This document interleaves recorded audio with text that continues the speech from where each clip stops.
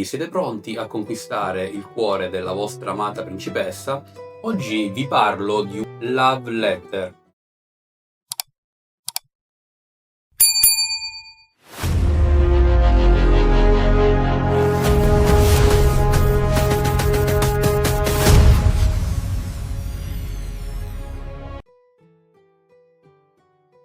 Benvenuti e bentornati sul canale. Oggi vi parlo di uno di quei giochi di carte che potremmo considerare un sempreverde, pubblicato per la prima volta nel 2012, ossia Love Letter. In questo gioco saremo chiamati a conquistare l'attenzione e quindi anche il cuore della principessa, facendole arrivare una missiva dove metteremo per iscritto i nostri più puri intenti per poter governare il regno assieme a quest'ultima. Quindi per poter far ciò dovremo battere in astuzia gli altri giocatori e farle pervenire la nostra lettera prima che gli altri riescano in questo intento. Per poter far questo dovremmo servirci di alleati o i familiari della principessa stessa, che vengono tradotti in delle carte, ognuno dei quali avrà un effetto specifico durante il gioco. Ora andiamo a vedere come funziona una partita a Love Letter. E vi ricordo inoltre che questa seconda versione permette di poter giocare da 2 a 6 giocatori, quindi noi ci vediamo al termine del tutorial. Quindi prima di tutto vediamo il setup di una partita, in questo caso a 3 giocatori. Si dispone il mazzo al centro, si dà una carta a ciascun giocatore e si associa una carta reference, dove appunto verranno indicate tutte le carte disponibili del gioco con i vari valori, effetti e quante copie di queste sono presenti all'interno del mazzo. Vi ricordo inoltre che se state giocando la partita in più di 2 giocatori verrà rimossa solamente una carta dalla cima del mazzo, mentre per le partite con 2 giocatori solamente verranno rimosse le prime 4 carte del mazzo.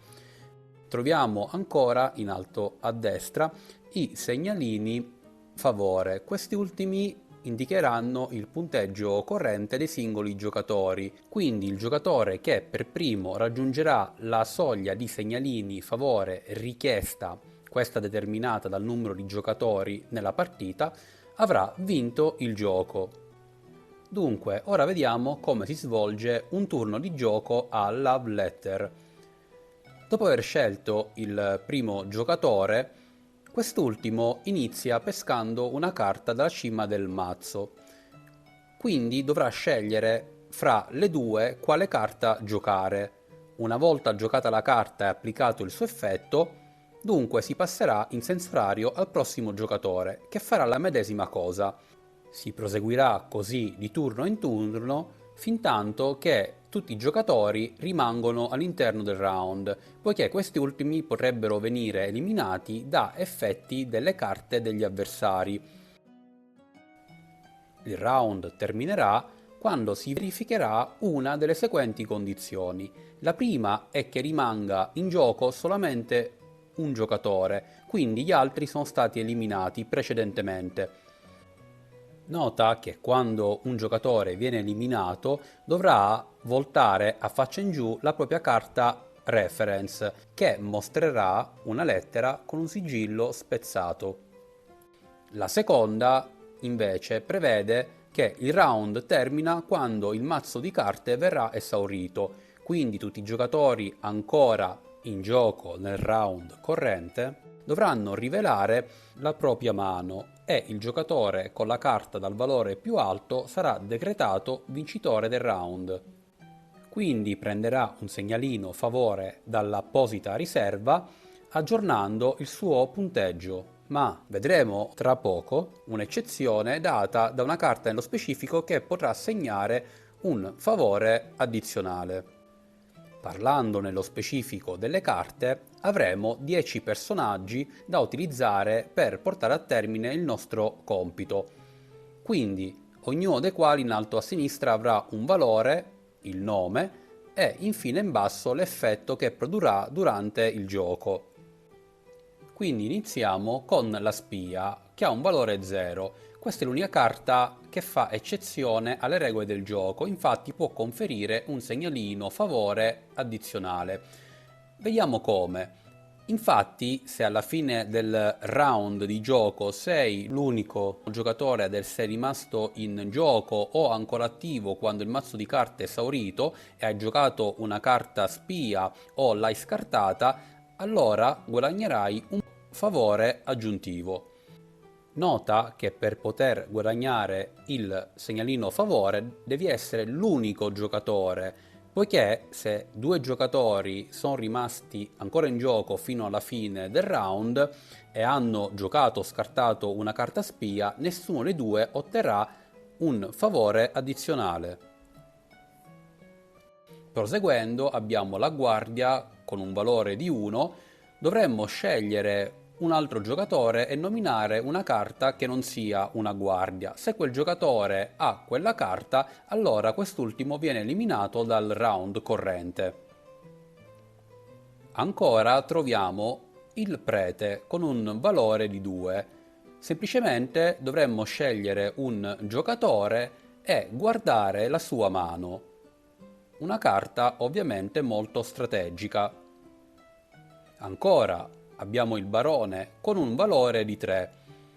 Quest'ultimo ci permette di scegliere e comparare la nostra mano in maniera segreta con quella di un altro giocatore e il giocatore che ha il valore più basso fra le due carte verrà eliminato per questo round.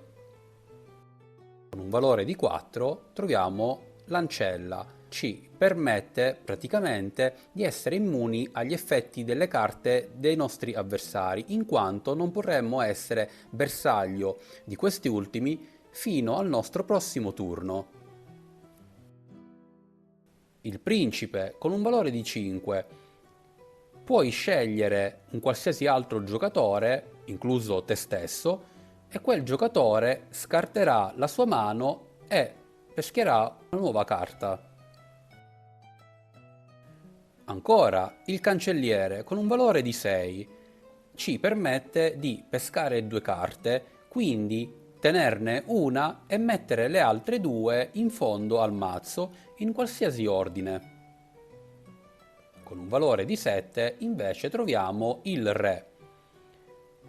Quest'ultimo ci permette di scegliere un giocatore e scambiare con egli la propria mano. Con un valore di 8 invece abbiamo la contessa. Ci indica che se il re o il principe sono nella nostra mano, siamo obbligati a giocare quest'ultima. E infine, per concludere, abbiamo la principessa con un valore di 9, la carta dal punteggio più alto. Questa carta indubbiamente molto forte, però molto rischiosa, in quanto se giochiamo o scartiamo questa carta, quindi siamo obbligati a fare una di queste due azioni, veniamo noi stessi eliminati dal round corrente. Dopo aver visto gli effetti delle varie carte nello specifico, l'ultima menzione va alla possibilità di poter giocare la versione classica di Love Letter. Infatti, eliminando dal mazzo due cancellieri, due spie e una guardia, potremmo sperimentare la versione originale del gioco. Però attenzione, poiché facendo questo il massimo numero di giocatori sarà ridotto a 4. E questo era tutto per quanto riguarda le regole del gioco. Quindi siete pronti a conquistare l'attenzione della vostra principessa con Love Letters? Come vedete, il tutorial è abbastanza semplice, le meccaniche sono fluide, ma ciò non toglie che il gioco richieda ancora una certa dose di intuizione, astuzia, ma anche calcolo delle probabilità. Non da sottovalutare quest'ultimo aspetto. Infatti vi ricordo che tutti i giocatori al tavolo sapranno sempre esattamente quali carte sono state giocate e quali ancora rimangono all'interno del mazzo. Quindi sicuramente è un gioco che consiglio per le serate con più di 4 amici magari, appunto, dato che il gioco è fruibile fino a 6 giocatori e sicuramente non avrete problemi a proporlo anche ai casual gamers, perché come detto le regole sono davvero Semplici. però il coinvolgimento vi assicuro che è davvero molto alto, grazie alle sue meccaniche di interazione fra i vari giocatori. Quindi, se il video vi è piaciuto, vi rinnovo l'invito a mettere un like e noi con questo ci vediamo al prossimo. Come dico sempre, io vi auguro buon gioco a tutti.